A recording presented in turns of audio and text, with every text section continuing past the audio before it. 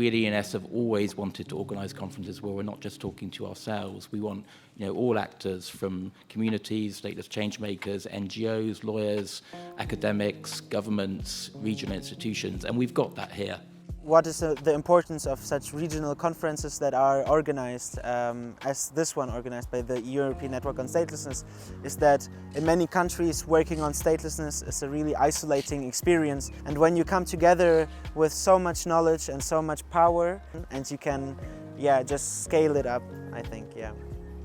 Human rights law applies to all individuals, irrespective of nationality or lack thereof. And I got a lot of inspiration from this conference.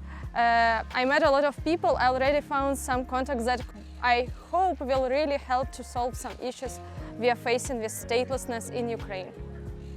And the asylum system remains predicated on the assumption that everybody has a nationality. Most countries in Europe do have obligations to protect stateless people and to uphold the right to a nationality. And so the question really becomes, how are these obligations being implemented in practice? All the practitioners on the ground, they need to be aware, and we do plan to integrate statelessness also into the existing modules of our training. The inspirational part is that you meet so many like-minded people, and you revive your hope and your faith that what you do at the end will make sense, and people will be able to get their status and their quality of life. And it's no coincidence that we are here in Madrid on the eve of the Spanish presidency of the EU, which starts next month. And given the Spanish government's strong track record on statelessness, we are hoping that they will be able to use their presidency to prioritise statelessness. For one thing, statelessness is an EU issue, both when it comes to policy making and when it comes to law making. So the reason why regional events like these are important is because you've said in the word, it's regional. It brings around everyone that's affected. So we've all been through the same issue of statelessness, but we go through different procedure, different root causes, different consequences, and it essentially allows us to sort of capacity building, cooperation, and come up with ideas, because 10 heads are better than one. The content of our stories should be considered more important than the number of stories that we tell.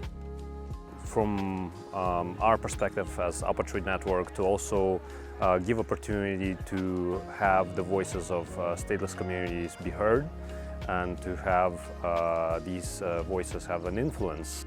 Stateless people know best. They have, we've calculated a few times, hundreds of years of experience of statelessness in this room.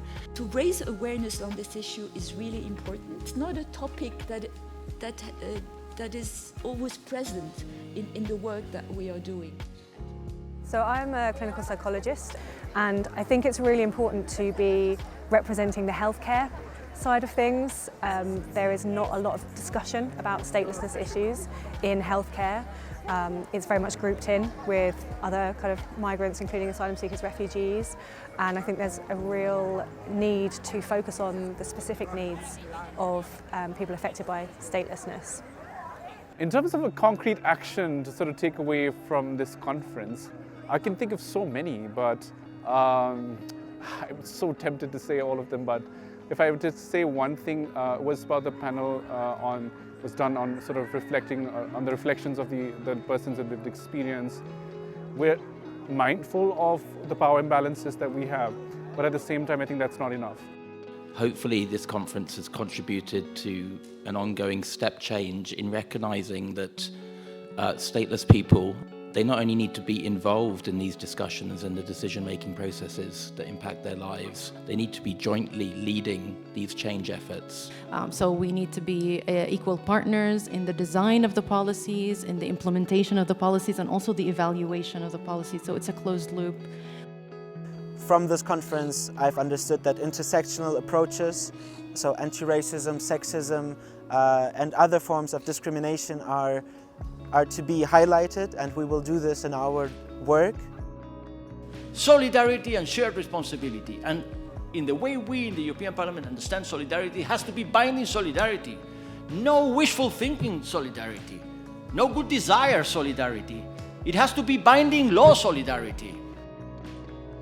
Of course, the critical thing is concrete action, but also concrete impact. What impact are we having? It's one thing to have all these programs, we ask for financial support, but we need to show to our donors what's the outcome.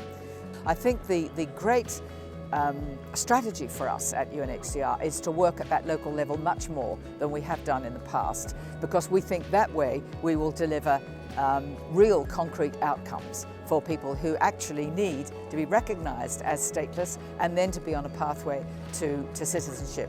I guess we're moving beyond just seeing these stakeholders, governments, regional institutions, UNHCR, just seeing them as advocacy targets.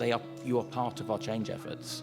So we really hope that when you go back to your countries where you have influence and you do have power to make the change, that change will happen.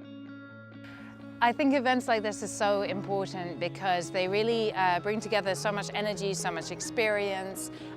Working in a European network organization like ENS, we're often working digitally with people all across Europe, which is great that we have that opportunity to do it, but when we have the chance to get together in a room, I feel like sparks really fly and we come away with so much more energy and so much more inspired to take on this issue, and especially the chance to spend some time with the stateless people and representatives of stateless communities that we work with is just priceless.